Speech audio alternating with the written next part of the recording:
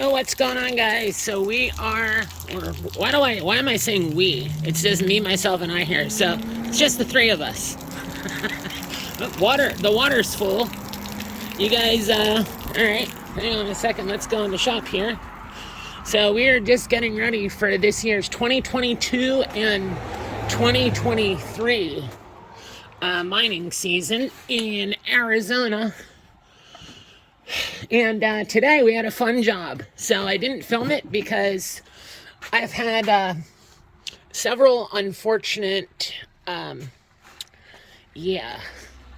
several unfortunate happenings with a certain motorhome's gray tank, or sorry, black tank. Those of you guys that don't know what gray tanks are and black tanks, I encourage you to go read about the wondrous loves and or however the heck, I don't even know what I'm saying here. I don't know, the wonders of a black tank. Go read about it. Anyways, sometimes they connect plumbing in a black tank to your bathroom sink, which doesn't make any sense. And bad things can happen. Anyways, we're about done. I sanitized the black tank. I actually, all jokes aside, washed her up. She's all nice and clean on the inside. Brand new tires. I don't even want to talk about that one. That is the source of a lot of stress. That slide was another repair this year. Oh man, I'll tell you what. But anyways, there's a mineral, and I should have actually researched it again because it's been like 2 years. And I don't mean to be gross by this, but for those of you guys that are rock hounds, no wait, where is it? I banged some out. There you go. You see that black stuff right there? That is not poop. It is actually a mineral. And I'll find out the name of it if anybody wants to know. But it's a mineral that builds up in the black tank, specifically in the black tank. And it's really good. It can cause a lot of problems with like your sensors and stuff like that. Like I'm sure those of you guys that have motorhomes know what I'm talking about. Let me zoom this thing out a little bit. There we go. Those of you guys that have motorhomes know what I'm talking about. What happens is that crud basically will build up all around the inside of the tank. And what I did is I should have actually showed it, would have made a good video, but I didn't feel like filming my demise for a fourth time. So we'll just move on from there. There are other videos of people doing it on YouTube. But so anyways, we got the black tank, gray tank, cleaned, sanitized really, really well. The best they've ever been. I actually power washed the inside of them. I bought a special unit that hooks up to I have a commercial power washer here at the shop for washing rocks. And it hooks up to that and basically goes up through the port up underneath, and it'll snake it right into your tanks. If you guys have motorhomes or RVs or anything like that, I'm telling you, it's really something you should really do. I had some issues with my black tank like most of you guys do. For those of you guys that are going to be in Arizona this year, that is my motorhome right there. So you see me out in the desert, you'll probably see a bunch of other motorhomes around it, and you'll see a big trailer on the back of it, which is actually sitting way the heck up there if you can see the reflection of it. So, well, we got her done. Let's see here. What else did I have to do today? Oh, we're done with the water. So this can come back in. I think I need to clean my camera lens here a little bit. Oh boy. Now next is moving, well, what you're seeing. When I leave for the winter, most of the stuff goes out. And, excuse me. So, yeah. Anyways, guys, we will be doing a live sale on, let me think here. What is today? Today's Saturday, maybe tomorrow, maybe on Sunday. I have a ton of stuff to do, guys, and I'm not complaining, but I have absolutely zero help this year. So it's really taken me a lot longer. Question for you guys here. In your opinion, some of you guys are gonna think I'm a fool, but those of you guys that have motorhomes know what I'm talking about. You have a built-in propane tank that's actually on the other side. It's built into the motorhome, and that runs like your refrigerator. That'll run the stove. The furnace, if you use it, I use another source of heat usually. But anyways, you can get what they call an extend-a-stay. If any of you guys have a motorhome and don't know what an extend-a-stay, I don't know how much of that it cut off. So anyway, so this is the extend-a-stay. And that hose right there, I have it tied up for traveling. But normally that hose is stretched out when I'm camping out in the desert.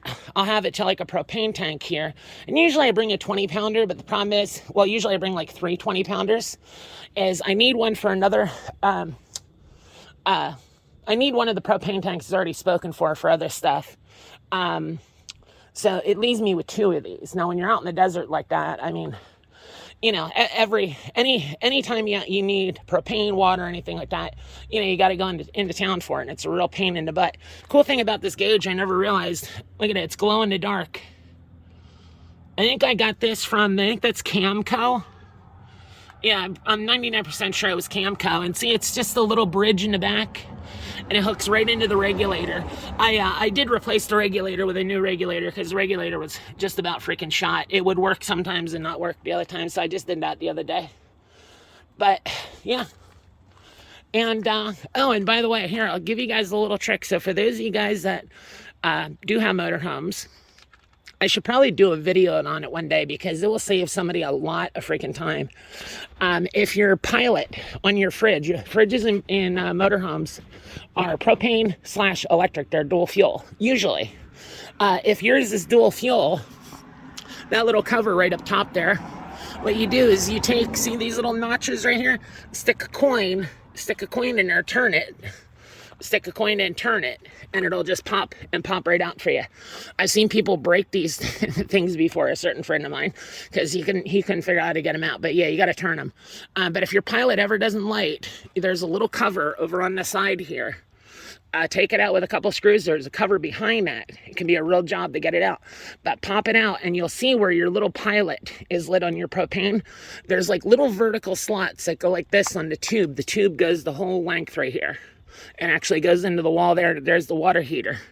But where the pilot is, the little slots for the propane gas to come through, a little tiny piece of rust from somewhere up in there had fallen down and landed right in it. And I couldn't get it lit for the life of me. I had to tear the whole thing apart. But it was a huge job because I didn't know that was the problem initially. So I had to go through and troubleshoot pretty much everything getting to that point. So if your pilot's not lit, start there. It literally was a 10-second little fix once I found it. So, all right, you guys. Well, hey, I am going to close this up. I gotta lock the propane tonight. And what else we got in here? Got some new seat covers. Freaking $100 for a pair of pet-friendly seat covers. Yeah, I don't know about that. Anyways, you guys can see in the motorhome. That's my little home away from home. I'll show you guys here in a little bit. So she's just about done. I've had a lot of unexpected expenses this year with the motorhome. First, that slide in the back, the whole wall got stuck out. I had to pay a mobile mechanic to come out and fix it. That was a huge job. The other ones I spoke of. And then when I took it in for inspection, I figured, hey, the tires looked good and everything looked good on it. Well, it turned out I had to replace 4 of the big truck tires, heavy duty tires in the back. And struts in the front. There was a whole bunch. It was, so basically, long story short, guys, you guys been buying all them awesome rocks at the live sale. Well, that's where they went to from this last live sale, and then some. So I had to basically use my gas money for Arizona, and then I'll replace it with with what we did on the live sale, hopefully, or at least some of it. So if any of you guys are looking for good deals on rocks, hey, seriously, hit me up. I'm moving major inventory out until I get enough for Arizona here. So hey, thanks for watching, guys, and I'm only kidding you. So let's go see how much wonderful gas is here this evening at down at the great old Sunoco. This place smells, man. Seriously, it really does. Oh, guy behind me. Come on, people. Every weekend, guys, so I live in the mountains of Pennsylvania, and there's never anybody up here. And now you see all these cars, and I know to some of you guys it's not much, but every weekend we get, what is this guy doing with a left-hand turn signal? Come on, people. Oh, man. I got like 20 people behind me. We get inundated with folks coming up from out of the area to come up here and ride four-wheelers. And now folks are starting to buy homes up here, so now it's getting busy, which is good because property values will go up, and I'm selling and getting the heck out of Dodge. Oh my gosh, have you guys seen the line of traffic that was behind me? Yeah. It kind of sucks because, you know, this was like a really nice little area. Look at it. 407. Well, I'll tell you what. Anybody in political office should be ashamed of themselves. And I don't care what side you're on. I'm a libertarian. I'm in the middle. You're ashamed of yourself. Because it makes small businesses like mine, it makes it impossible for us to even try to live like a human being. And without raising my prices. That's the problem. If I raise my prices, what about 100 of you guys are going to have to raise your prices? And I won't do that. I will not do that to my customers. So we're going to Arizona. Anyways, guys, let's go in there. There's the smelly place. I won't film in there. I don't want to be rude, but it really does. It smells really weird in there. So I got to go get something, and we'll be right back out. All right, we're back.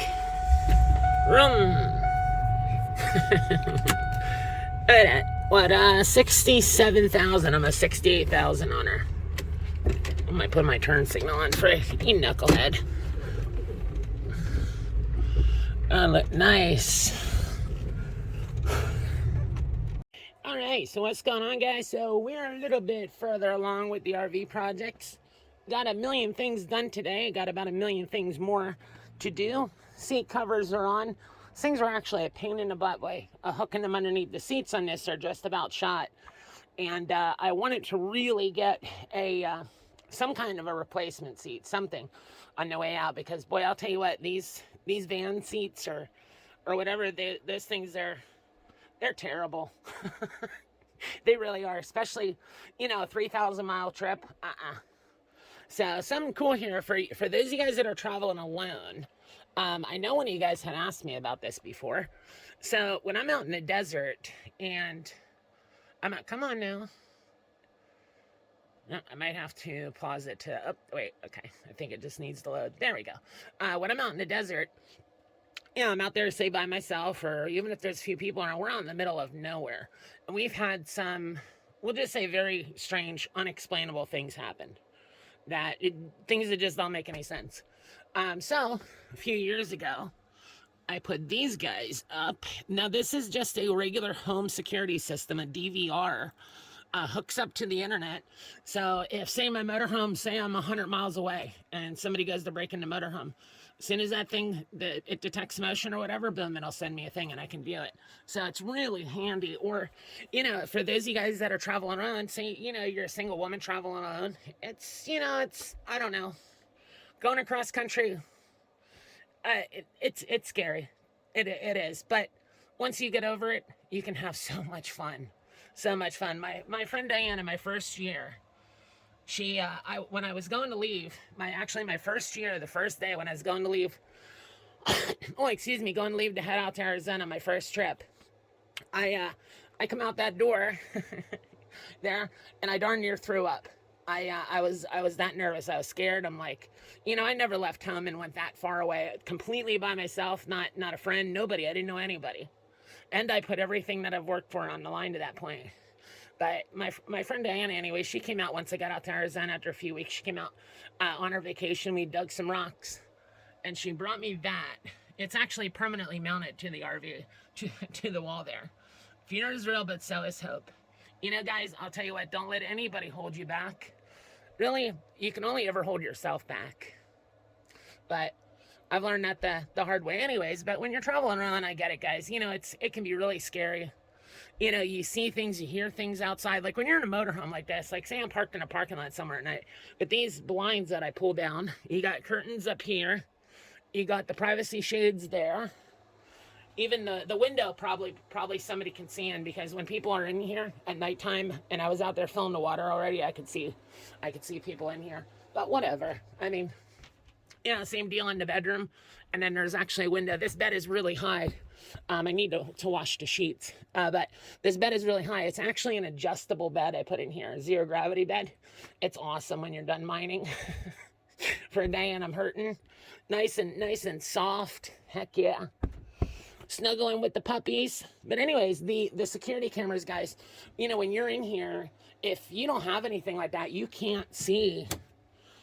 You can't see what's going on outside. And like I said, we've had some weird things happen. Even when I was traveling across country, you know, I had this weird drug addict guy, you know, in a parking lot once, just acting, well, like somebody on drugs would, you know. And having the cameras, it's nice because, like, say somebody walks up to your door at nighttime in the motorhome, and say you're out in the middle of nowhere, you're by yourself. Yeah, okay, self-defense, I get all that. But your door is your best line of defense, but you don't know who's on the other side of that door. It's got crackly glass on it. You have no idea, but if you got a camera, well, whoever's standing right there is at my door. And if I think somebody's hiding around back, well, I could see them out back. If I think they're on the other side, I can see them on the other side. So I think I got it at Costco on sale. Was a like when the models are clearing out, made by Bulldog, for only like $150. I mean, it's not like the cameras I have at the shop, you know, but for a motorhome, they're awesome. And I've taken them things all the way across country and they've held on good. So definitely something to get. The only thing is if you see the stupid line I have running here, I know it looks unsightly, but I didn't want to run, it's the cable, the power line for the camera. I didn't want to run it up over the roof, which is really what I should have done. Because I'm going to be putting solar panels on the roof, and I didn't know where one's going to run. I didn't want to have to run that wire, and then, you know, later on I got to tear it out. So when I run the solar panels, I'll run that one across the top of the roof on the outside, and then it'll come through sort of like those do. They come through the walls, and then they're just sealed on the outside. So there you have it, guys. All right, well, I'm going to get on. Oh, this is actually my next project here. So I guess I'm going to get to it. Those of you guys that ever do any boondocking, I'll tell you what, this is my first year buying one of these. Normally I have water cans. They're like 7-gallon cans, and we have to haul them all the way into town to fill up water when we're out in the desert, you know, so you don't have to move the whole motorhomes. Well, I was thinking, what about a collapsible bladder? So I bought this year. It's made for water. It was actually quite expensive, but they're really heavy duty. What it is, it's a collapsible water bladder made out of, like, you know, whatever kind of plastic or rubber or whatever it is. But they're supposed to be really durable. There you go. Water storage bladder. I believe this thing is 60 gallons. I have a trailer for my side-by-side. And what I did was, basically, I got the water bladder that is the perfect size, so it'll fit right inside my trailer.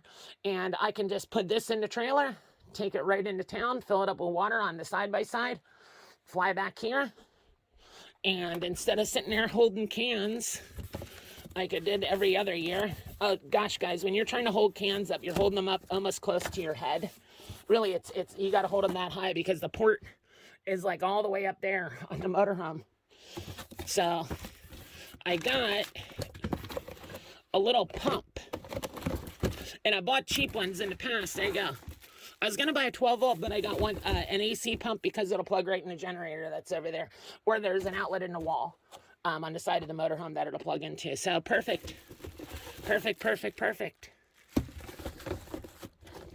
It'll sure beat sitting there holding those cans. I mean, seriously, guys, you'd have to hold those water cans, you know, like the plastic jerry cans.